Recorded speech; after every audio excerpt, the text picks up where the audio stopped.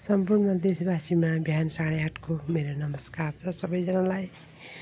मैले त चियाको साटो नास्ता भनौँ चिया भनौँ कोदोको खोले पिउन लागिरहेछु।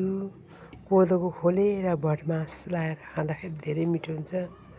पहिले हाम्रो बाआमाले यसरी खुवाउनु भएको थियो, त्यही भएर मलाई त्यही स्वाद छ र यसरी नै खाने गर्छु। तपाईहरुले पनि अब बच्चाहरूलाई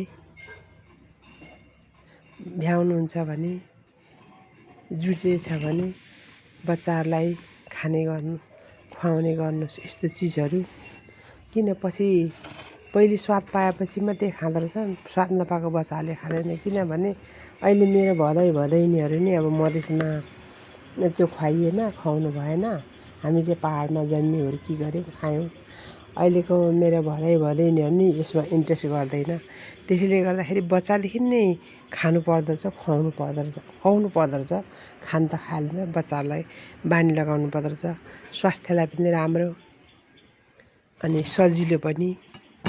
त्यसैले गर्दा बच्चा हुनेहरूले बच्चालाई मौका मिलेछ भने यस्तो चिजहरू मिलेछ भने खुवाउनु होला, नमिले पनि खोजेर खुवाउनु होला।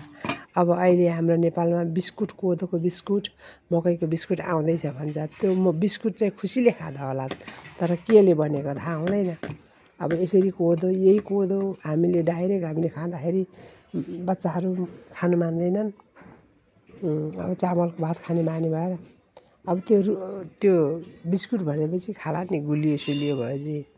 र अब हामीले डाइरेक्ट आज खानु पाए त कति झन् राम्रो होइन र। त्यसैले गर्दाखेरि बच्चा हुनेहरूले यस्तो चिजहरू, गहुँको रोटी बेल्नु नसके पनि यसरी ढ्याप्रे रोटी हुन्छ, त्यो ढ्याप्रे रोटीमा यस्तो कोदोको खोले भटमास मकै भटमासमा चाहिँ लाउनु भयो भने स्वास्थ्यलाई पनि राम्रो, सजिलो पनि। अनेक खण्ड त्यो विषादी मुक्त चिजहरू खुवाउँदाखेरि स्वास्थ्यलाई पनि राम्रो हुने यही सन्देश दिन चाहे। तपाईहरुले माइन्ड नगर्नु होला। हस् त, नमस्ते। मन परेमा लाइक सेयर गर्नु होला, कमेन्ट गर्नु होला भन्दै मेरो भिडियो यति नै राख्न चाहन्छु।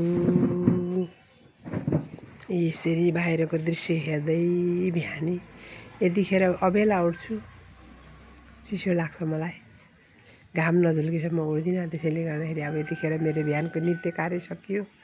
अनि चियाको साटो भने पनि नास्ता भने पनि मैले कोदो खोले पकाएर आज चाहिँ भटमास लगाएर भटमाससँग खाने विचार गरेको छु। बाहिरको दृश्य हेर्दै खान्छु। यस्तै छ मेरो बानी।